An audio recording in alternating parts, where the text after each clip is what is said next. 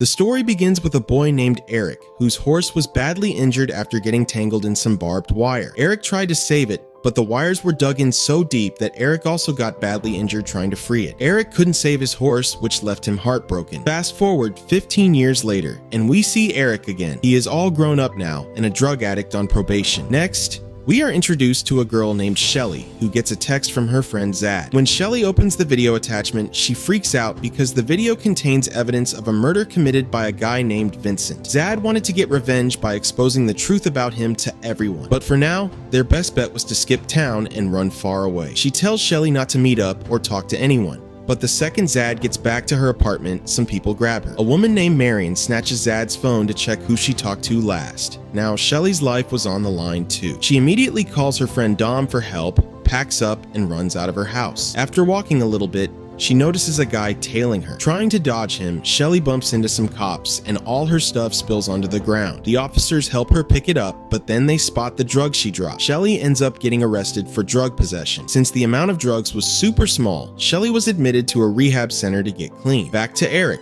who was now fully grown. Because of his alcoholic mom, his childhood spiraled right into the swamp of addiction. He had tried to commit suicide multiple times, but he survived every time. At rehab, the other patients bullied him, but he never talked back because compared to the hell he had been through, this was nothing. One night, he tries to commit suicide again, but just then he spots Shelly. He falls for her at first sight. Changing his mind, Eric drops his plan to kill himself. Meanwhile, we see Vincent, who also owned an opera house, which helped him cover up his real identity while running his criminal empire smoothly. Marion tells him, "We found the girl." Vincent leaves the show, walks up to her and asks, "Where are your friends?" Zad was terrified, but even she didn't know where Shelly went. Vincent said, "I've killed God knows how many girls like you over the last 100 years. I didn't want to do this. I want to kill bad people, the ones who murder, rape, and commit robberies. But they're going to hell anyway." Instead, he wants to call people like Zad to him. Here, we find out that Vincent made a deal with the devil, so he wouldn't have to go to hell himself. To pull this off, he sends the souls of innocent people to hell in his place. Zad begs him for mercy, but Vincent whispers some words into her ear. Immediately, Zad loses control of her own body and brutally takes her own life by stabbing herself in the throat with a sharp tool. Vincent places his hand on her head, chants some words again, and sends her soul straight to hell. Completely unaware of all this,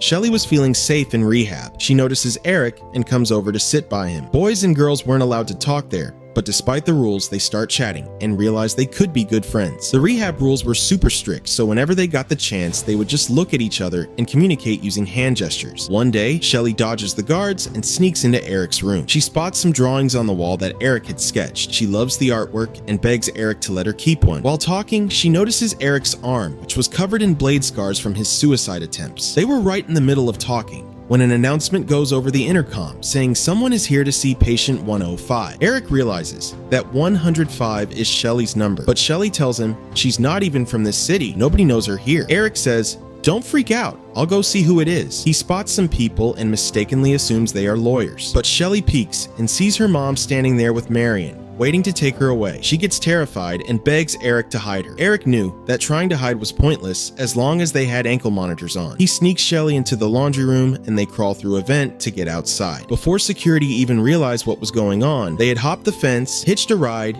and made it into the city. Shelly crashes at an empty apartment belonging to one of her friends, bringing Eric along. Sticking around her wasn't safe for Eric, so she tells him to leave. But Eric refused to just walk out on her like that. Terrified of getting caught, they hole up in the apartment and don't step foot outside for days. They spend their time sharing the highs and lows of their pasts, and they grow incredibly close. They also do a ton of drugs, getting so high they don't even realize the massive target on their backs. Around this time, some people stumble across Zad's dead body floating in the water. They immediately call the cops, but the police were actually on Vincent's payroll. When word gets back to Vincent, he orders Marion to track down the girl and kill her, knowing that if the video leaks, his whole operation is blown. Shelly and Eric, totally clueless about what was happening, were out living it up. They go camping in the woods, and it was like Shelly had forgotten everything. Music was Shelly's passion. One night, she's playing the piano when a really dark memory hits her. The exact trauma that drove her to use drugs in the first place. She tells Eric that when she was little, her mom forced her to do things for money that she absolutely hated doing. She admits she's hurt a lot of people, but she stops short of saying exactly what she did because she was terrified Eric would dump her if he knew the truth. But Eric comforts her, saying, "The night I first met you, I was planning on killing myself, but seeing you changed my mind." He promises he will never leave her, and they share a hug. After that, Shelly takes him to a dance club where they get completely wasted. But while they are dancing, Dom spots Shelly. He tells Shelly they need to get out of there, but she is so drunk and high, she can barely even stand up. Shelly finds out that somebody murdered Zad and that the killers are now hunting her. Eric asks who the guy is, but Shelly promises she will explain everything the second they get home. Unfortunately, the real nightmare was waiting for them.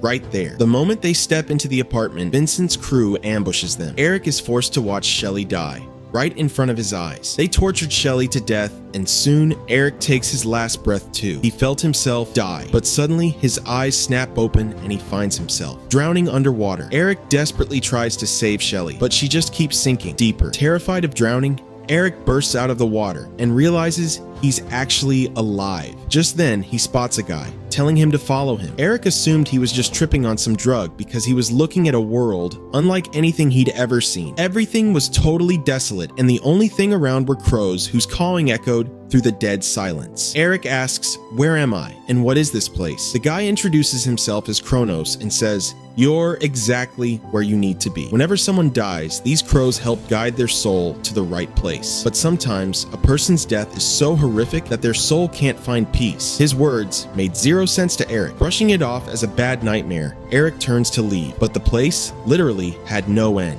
He snaps, "To hell with this. This can't be real. Just stay away from me." Eric wakes up in the exact same apartment where he was murdered. He yells out for Shelly, but nobody answers. Then he hears footsteps outside and immediately hides. It was one of Vincent's guys who had come back to grab Shelly's phone. He tells Eric, "You don't need to hide. Come on out, I'm a cop." Eric easily falls for the lie and starts spilling everything that just happened to him. But before Eric could even process what was happening, the cop shoots him and goes right back to searching the place. The cop assumed Eric was dead, but somehow, even after taking a bullet, Eric was still breathing. A massive brawl breaks out between the two, and after a brutal struggle, Eric kills him. Eric was in terrible shape though. He has a knife buried in his stomach, causing his intestines to literally spill out. Screaming in absolute agony, Eric shoves them back inside and realizes his wounds are magically healing on their own. Kronos' voice echoes in his head, and he notices a crow following his every move. Walking a little further down the road, Eric spots Shelly, standing right on the edge of a bridge. He dives into the water to save her, but the second he hits the water,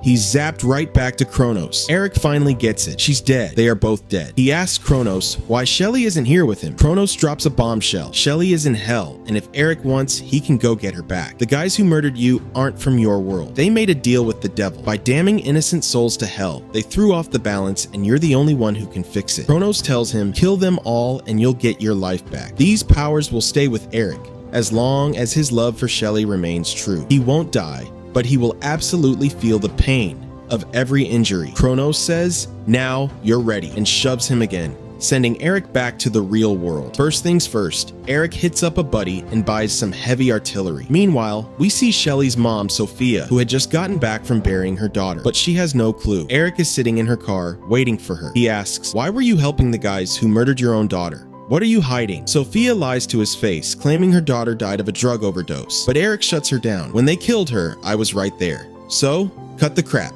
I'm gonna kill every single person involved in this, even if it's you." Next, Eric heads to Shelly's room, where he digs up some old photos and a VIP pass to the Opera House. On his way there, Eric runs into the exact same guy who killed him earlier. The guy is stunned and says, "I killed you. How the hell are you still alive?" Eric presses a gun to his head and demands the names and addresses of everyone else. While this is happening, the guy sneakily reaches for his own piece. Eric wasn't even paying attention, but the second his body sensed the danger, his reflexes kicked in and he blew the guy away. Before he could even catch his breath, he spots Marion walking out of the Opera House. Without hesitating, Eric steps right in front of her car and opens fire. The bullets don't break the bulletproof glass though, and she survives. Eric literally rips into the car, trying to get to her, but Marion's bodyguards were ready to die for her. Eric repeatedly tries to grab her, but but they fight him off and eventually toss him out of the moving SUV. Because of this, an 18-wheeler runs Eric completely over. They figured he was dead meat, but thanks to his healing powers, Eric's body pieces itself back together. The pain, however, was excruciating. Meanwhile, Vincent pays Sophia a visit. He says, "I heard he paid you a visit. What does he want?" Sophia tells him that Eric claims he can bring Shelly back to life if he kills him. After saying that, she breaks down crying for her kid. Vincent says,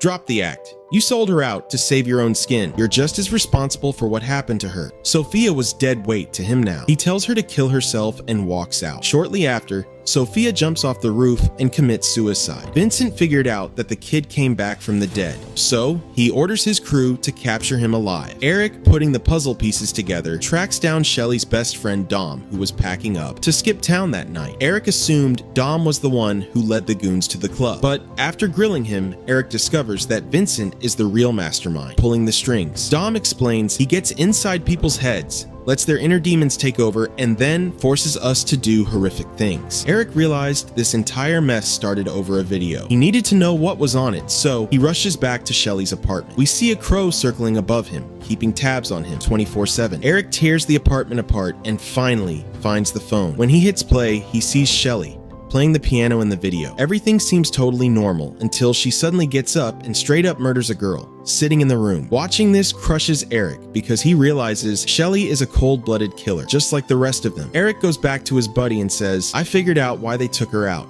Shelly did something really messed up and I can't get it out of my head. I can't do this anymore. The least she could have done was tell me." But his friend hits him with a hard truth. If she had spilled all her dark secrets, would you have still loved her? They were right in the middle of arguing when Vincent's hitmen kick the door down. Eric tries to make a run for it, but the crew beats the living daylights out of him. They shoot Eric's friend dead. Eric tries to fight back, but one of the guys blasts him in the chest, blowing a massive hole straight through him. Eric figured he'd just heal up like before, but this time it doesn't happen. His powers were gone. He dies in the real world and wakes up back in the afterlife. He asks, "Why am I back here?" Kronos tells him, "Because you couldn't handle the truth. I told you your love had to be pure." His healing powers vanished because he didn't finish the mission and he doubted Shelly's love. "You got one shot and you blew it. You were handed the powers of a god, but you turned out to be just an ordinary kid. Shelly is a lost cause now, but you'll get your life back. Just forget about her." But Eric refuses. He declares that he truly loves Shelly and is willing to take her place in hell. Kronos says, "Do you have any idea what you're signing up for? Her soul is damned.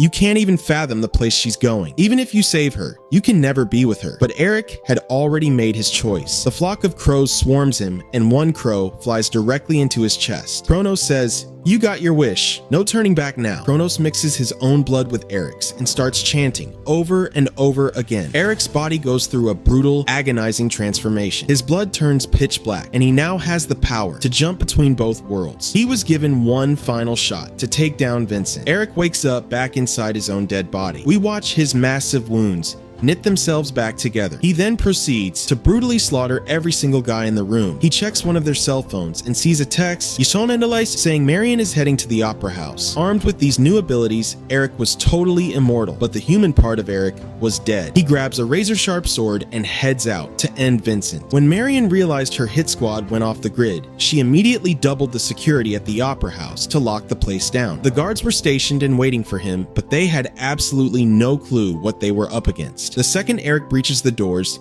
he starts executing every single guy in his path. Anyone who tried to stop him got sliced to ribbons. Swords, knives, and bullets didn't do a damn thing except piss him off with pain. Within minutes, Eric leaves a massive pile of dead bodies in his wake, yet the guards just kept coming, acting like they didn't even care if they lived or died. When Marion gets word that he breached the building, she sends in an entire army. They all jump Eric at once, but they can't even put a scratch on him. Stomping in their skulls, Eric just keeps pushing forward. Finally, the entire squad unloads on him, lighting him up with bullets. His body gets shredded like Swiss cheese, but he heals so fast that stopping him was literally impossible. During the bloodbath, a guy rams a sword clean through Eric's body and tackles him, but Eric just points his gun at his own chest and pulls the trigger. The bullet rips through Eric and kills the guy behind him. It was incredibly obvious that Eric was fully unhinged because he just would not stop. He finally corners Marion. Her bodyguard unloads his clip at Eric, but when he realizes it's completely useless, he tries to turn his gun on himself. Eric wasn't about to let him off that easy. He wanted to butcher them with his own 2 hands. Eric chops the bodyguard's head clean off, picks it up, and walks over to Marion. He demands to know where Vincent is. Terrified out of her mind, Marion spills everything, but Eric slices her head off anyway and chucks it right into the middle of the audience during the live show, sending the entire theater into absolute panic. Eric grabs a bouquet of flowers off the stage and lays them on the exact same bridge where Shelly first told him she loved him. Then Eric heads straight for Vincent. He walks in and notices there are 0 guards and 0 security. Eric presses his sword to Vincent's throat and tells him to turn around, but Vincent isn't fazed in the slightest. He slices his own hand open to prove he's just a regular mortal like everyone else. "Anyone can kill me," he says. "I heard you're trying to bring her back. Where she is, there's no coming back.